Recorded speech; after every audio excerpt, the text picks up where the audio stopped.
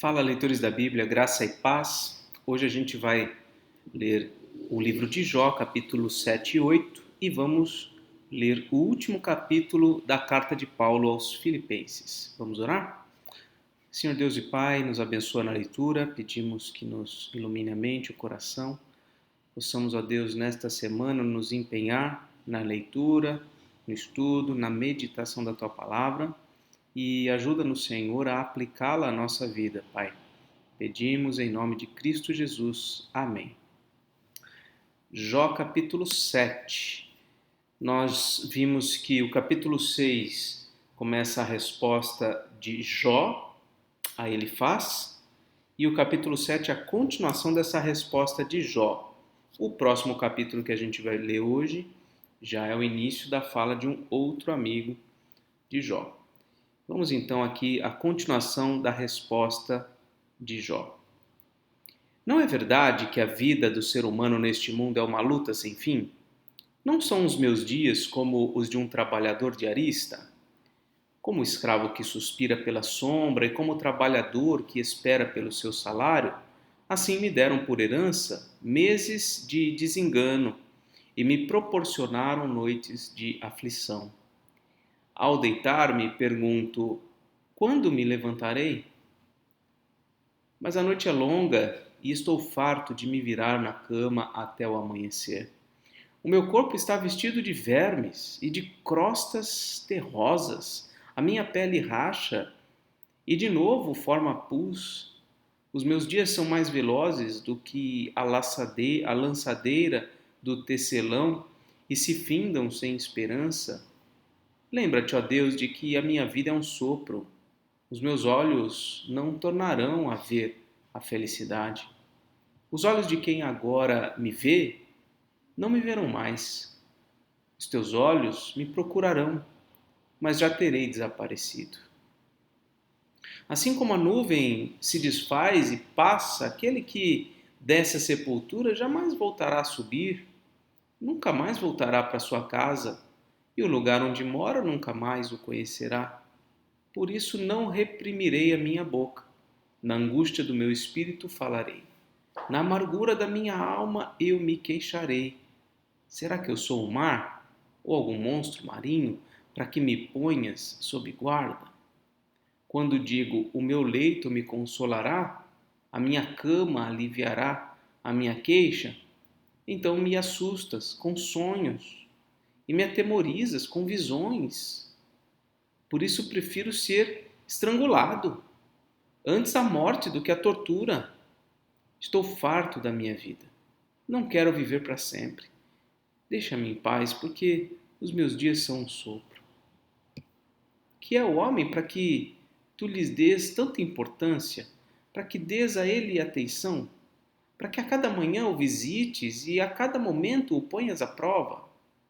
Até quando não desviarás de mim o teu olhar? Até quando não me darás tempo de engolir a minha saliva? Se pequei, que mal fiz a ti, ó espreitador da humanidade? Porque fizeste de mim o teu alvo, tornando-me um peso para mim mesmo. Por que não perdoas a minha transgressão e não tiras a minha iniquidade? Pois agora me deitarei no pó, e se me procuras, já terei desaparecido. Então, vê aqui o sofrimento de Jó.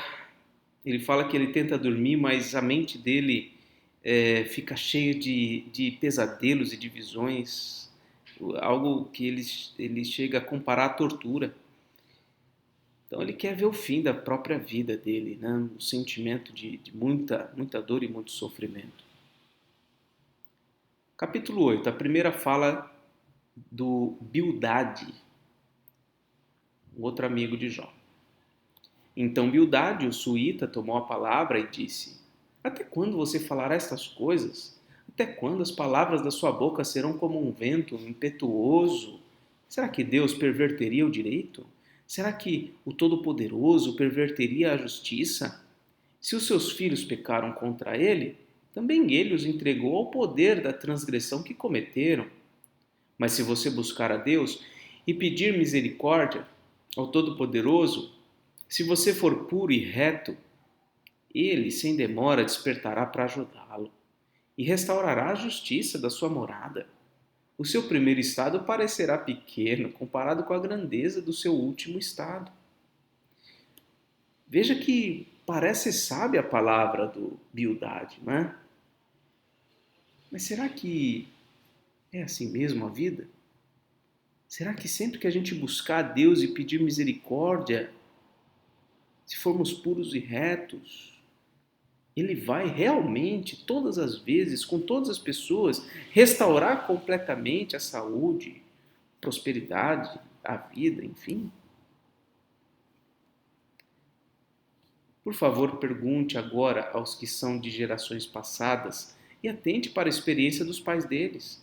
Porque nós somos de ontem, nada sabemos, pois os nossos dias sobre a terra são como a sombra. Será que os pais não o ensinarão falando com você? Será que do próprio entendimento não proferirão estas palavras? Pode o papiro crescer fora do pântano? Ou cresce o junco sem água? Quando estão verdes e ainda não foram colhidos, secam antes de qualquer outra erva.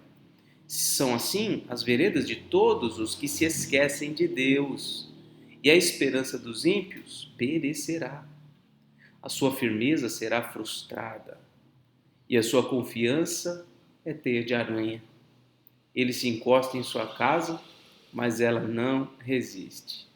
Agarra-se a ela, mas ela não fica em pé.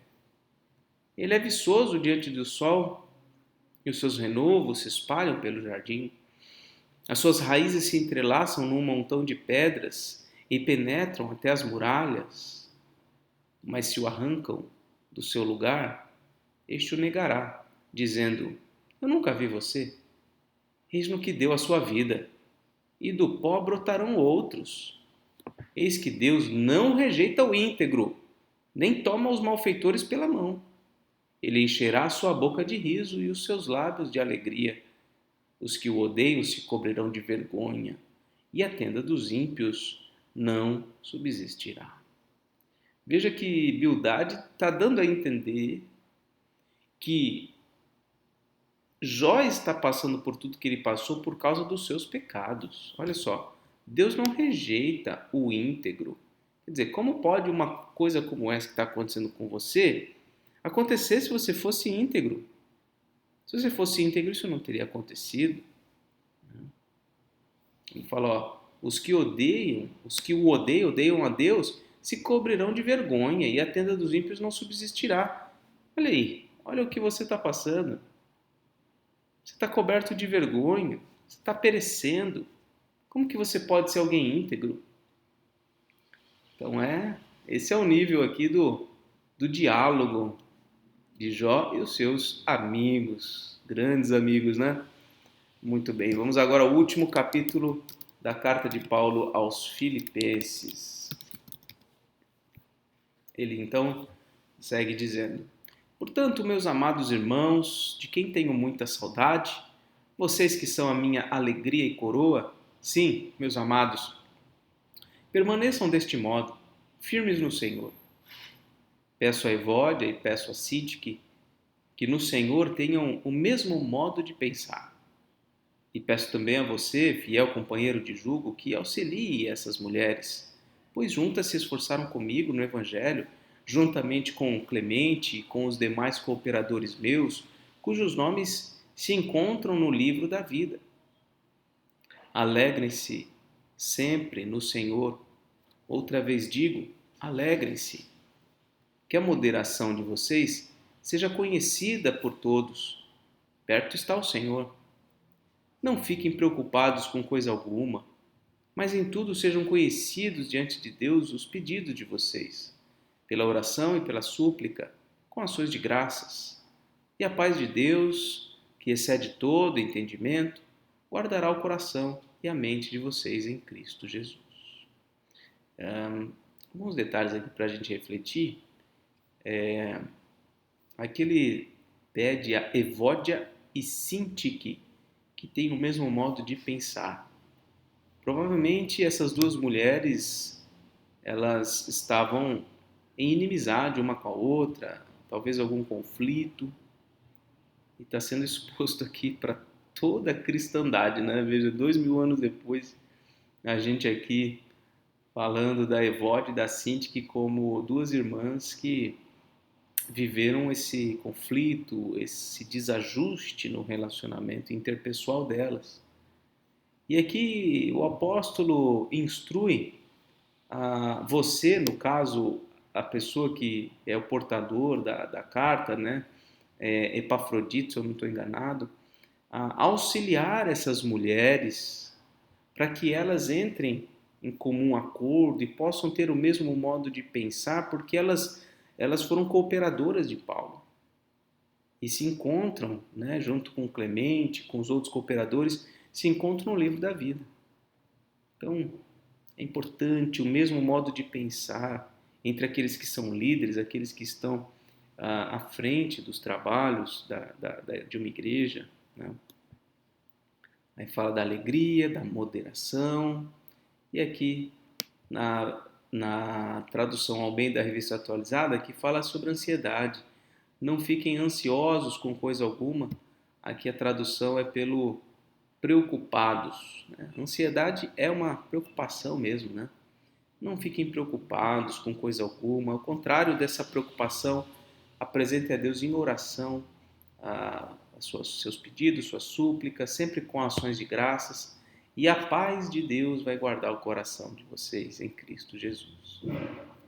Ele diz ainda então: finalmente, irmãos, tudo que é verdadeiro, tudo que é respeitável, tudo que é justo, tudo que é puro, tudo que é amável, tudo que é de boa fama, se alguma virtude há e se algum louvor existe, seja isso o que ocupe o pensamento de vocês.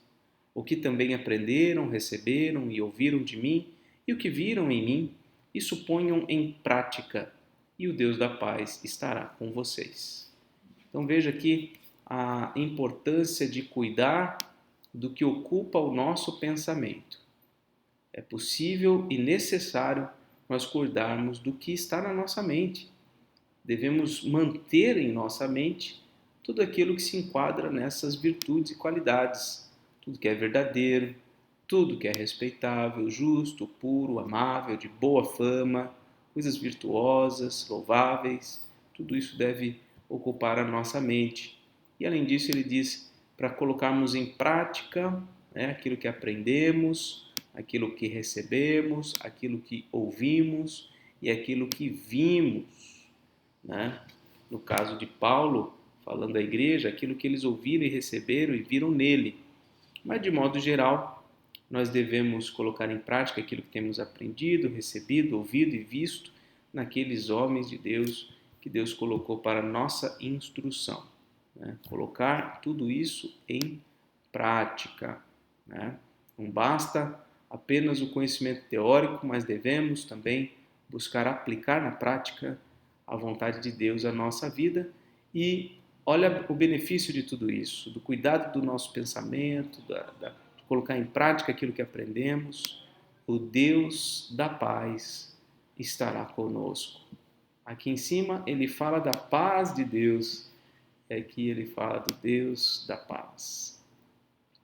Ele continua dizendo então: fiquei muito alegre no Senhor, porque agora, uma vez mais, renasceu o cuidado que vocês têm por mim.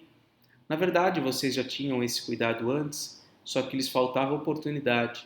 Digo isso não porque esteja necessitado, mas porque aprendi a viver contente em toda e qualquer situação.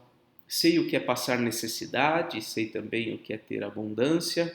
Aprendi o segredo de toda e qualquer circunstância, tanto de estar alimentado como de ter fome, tanto de ter abundância como de passar necessidade. Tudo posso naquele que me fortalece.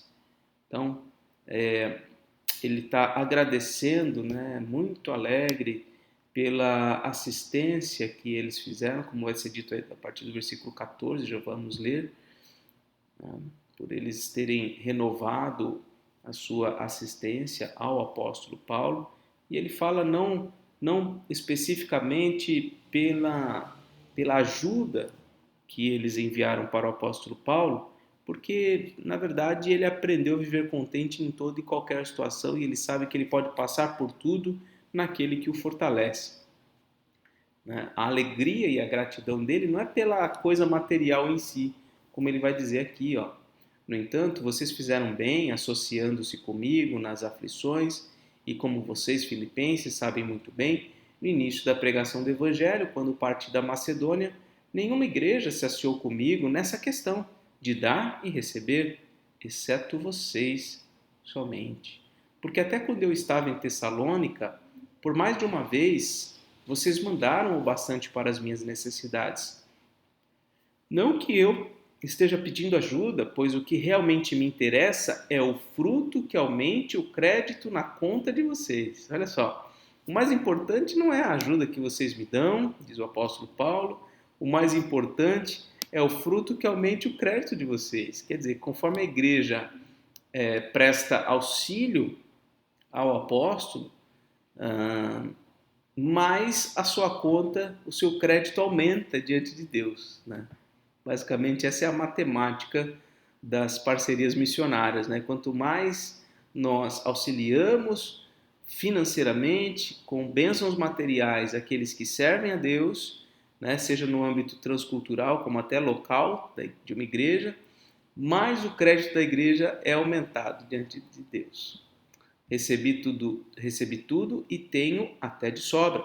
Estou suprido, desde que Epafrodito me entregou o que vocês me mandaram, que é uma oferta de aroma agradável, um sacrifício que Deus aceita e que lhe agrada.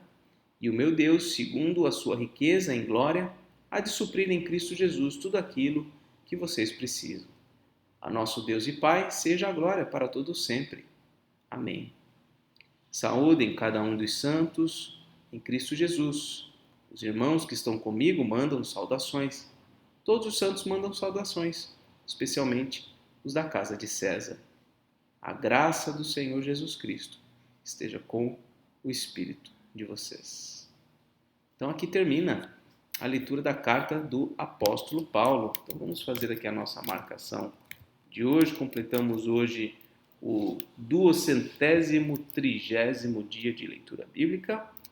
E esse vídeo vai para o YouTube no dia 13 de novembro. E assim termina a leitura de hoje. Que Deus te abençoe. Um forte abraço e até mais, se Deus quiser.